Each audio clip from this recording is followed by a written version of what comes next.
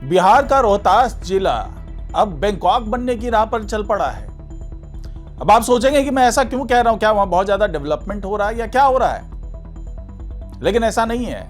Bangkok किन कारणों से चर्चा में रहता है वो आपको भी पता ही होगा। तो क्या उसी राह पर चल पड़ा है? क्योंकि जो घटना निकल करके सामने आई है, एक मैरिज हॉल की ये घटना है। यहां पर जितने बड़े पैमाने पर रैकेट का खुलासा हुआ है वो अपने आप में बड़े सवाल खड़े कर रहा है कि क्या वाकई अब रोहतास बैंकॉक बनने की राह पर है? क्या है मामला, जानेंगे आज की इस रिपोर्ट में, तो इसे आखिर तक जरूर देखिएगा। नमस्कार, मैं हूं डॉक्टर सुरजीत सिंह और आप देख रहे हैं YBN बिहार झारखंड। अगर आपने अभी तक इसे सब्सक्राइब नहीं किया है, सब्सक्राइब कर लीजिए और अगर आपको ये वीडियो अच्छा लगे तो लाइक कीजिए, शेयर कीजिए और कमेंट जरूर कीजिए।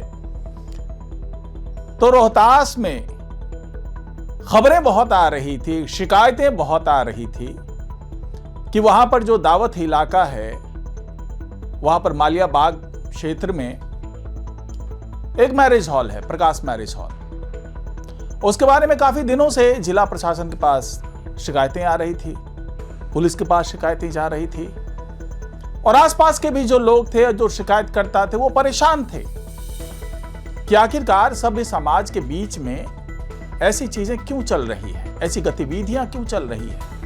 और कोई छोटे मोटे पैमाने पर नहीं है बल्कि बड़े पैमाने पर। जब शिकायतें पहुंची SDM प्रभात कुमार के पास, उन्होंने SDPO के साथ मिलकर के, सिंधु शेखर सिंह हैं SDPO, उनके साथ मिलकर के उन्होंने तलाशी अभियान शुरू किया, क्योंकि ये जानना तो जरूरी था कि ये शिकायतें आ रही तो इसके पीछे का जो सच है वो क्या है। और इसी सच को तलाशने के लिए ये जो संयुक्त टीम है जिला प्रशासन और पुलिस की, वो पहुंचती है प्रकाश मैरिज हॉल। अब इस सच को जानने में ज्यादा मेहनत करनी भी नहीं पड़ी। जैसे ही ये टीम प्रकाश मैरिज हॉल पर पहुंचती है, भगदड़ मच जाती है।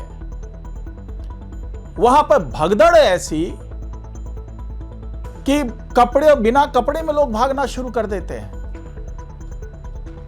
पुलिस कोई कार्रवाई करे उससे पहले वहां अफरा तफरी का माहौल, जो संचालक है, जो उसके सहयोगी है, वो सब भागते हुए नजर आते हैं। पुलिस ने धरपकड़ करनी शुरू की, क्योंकि भाई अभी तक तो तलाशी अभियान चला भी नहीं और वहां पर आपत्तिजनक हालत में लोग भागना शुरू हो गए। तब पुलिस का शक जो है वो यकीन में वहीं पर तब्दील हो गया कि भैया, अगर जब केवल पुलिस के पहुंचने की खबर से इतनी भगदड़ मच रही है तो अंदर क्या चल रहा होगा। अब अंदाजा लगाइए कि जब ये टीम, जो संयुक्त टीम है, अंदर पहुंचती है और वो 3 मंजिला इमारत है प्रकाश मैरिज हॉल। और ऐसा नहीं था कि रात के अंधेरे में सारी चीजें चल रही थी, ये अभियान रात के अंधेरे में चल रहा था, बल्कि दोपहर के 1 बजे थे। दोपहर के 1 बजे ये भगदड़ मचना।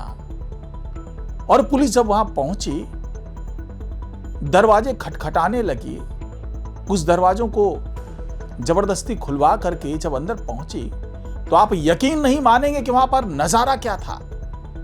अब सोचिए कि ऊपर से नीचे जो 3 मंजिला इमारत है, जब पुलिस दरवाजों पर पहुंचना शुरू करती है तो 40 युवक युवतियां आपत्तिजनक हालत में पकड़े जाते हैं। और ये तो 40 युवक युवतियां पकड़े जाते हैं और कितने, न जाने कितने दर्जन लोग वहां से भागे जैसे तैसे। उस माहौल की आप कल्पना नहीं कर सकते कि किन हालातों में लोग वहां से भाग रहे थे। उसमें लड़के लड़कियां सब शामिल थे। जिसको जिस तरीके से भागने का साधन मिला वो भागते नजर आए। अब पुलिस की टीम इतनी बड़ी थी नहीं कि हर व्यक्ति को पकड़ ले। अब इतनी भगदड़ मचने के बाद, लोगों तक सूचना पहुंचने के बाद अगर 40 युवक युवतियां पकड़ी जाती हैं आपत्तिजनक हालत में, तो सोचिए कि कितना बड़ा यहां पर गोरख धंधा चल रहा था। और केवल इतना ही नहीं, बोरियों में भर करके वहां से आपत्तिजनक चीजें मिल रही थी। जो दवाइयां मिल रही थी, उत्तेजक दवाइयां मिल रही थी, साहित्य मिल रहे थे, CD मिल रहे थे और भी कई ऐसी चीज जिसको बताना भी बड़ा मुश्किल है। कई टॉयज मिल रहे थे। तो कुल मिलाकर के वहां का माहौल देख करके मतलब एक तरीके से कहें तो जो बैंकॉक की कुछ बदनाम गलियां हैं वो भी शर्मा जाए। इतने बड़े पैमाने पर यह सारा चीज चल रहा था। और इसका अंदाजा आप इस बात से भी लगा सकते हैं कि जो लोग भाग सके वो तो भाग गए। होटल संचालक भी, जो मैरिज हॉल का संचालक था, वो भी भाग गया, उसके साथ सहयोगी भी भाग गए। लेकिन उसके परिसर में कई गाड़ियां खड़ी थी। कुछ 4 व्हीलर्स पकड़े गए, 1-2 ई रिक्शा वहां पर पकड़े गए, जब्त किए गए। 32 बाइक जब्त की गई।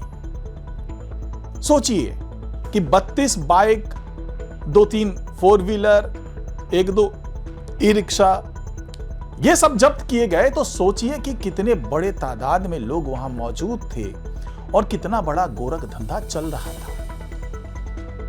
और जब कार्रवाई शुरू की गई, पूछताछ शुरू की गई, तो पता चला कि बड़ा नेटवर्क है।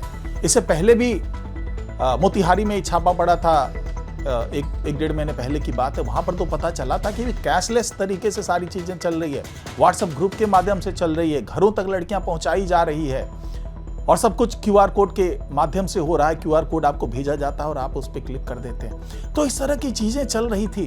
अब उसके नेटवर्क भी यहां से जुड़ते हुए पता चल रहा है कि सारा नेटवर्क तो एक ही है। कभी मोतिहारी में पकड़े जाते हैं, कभी गोपालगंज में पकड़े जाते हैं, कभी रोहतास में पकड़े जाते हैं, और ये बड़े पैमाने पर ये पूरा रैकेट चल रहा है।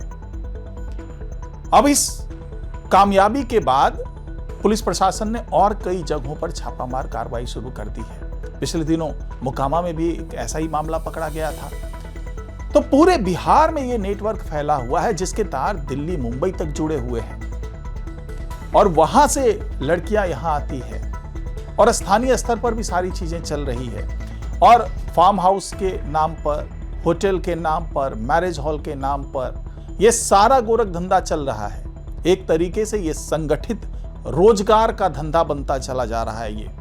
तो कुल मिलाकर के अब पुलिस प्रशासन और जिला प्रशासन जो है इसकी जांच पड़ताल कर रही है और उन्हें उम्मीद है कि बहुत जल्दी इस पूरे नेटवर्क का खुलासा हो जाएगा। जिस तरीके से मोकामा में खुलासा हुआ, गोपालगंज में खुलासा हुआ और अलग अलग जगहों पे जो खुलासे हो रहे हैं, रोहतास में खुलासा हुआ है, तो अब ये माना जा रहा है कि जल्दी ही जो है वो पूरा नेटवर्क सामने आएगा और उसमें जो लिप्त लोग हैं वो भी पकड़े जाएंगे। और फिलहाल तो अभी प्रकाश मैरिज हॉल के संचालक को पकड़ने की कोशिश की जा रही है, उसके साथ जो कर्मचारी हैं, जो सहयोगी हैं, उनको पकड़ने की कोशिश की जा रही है।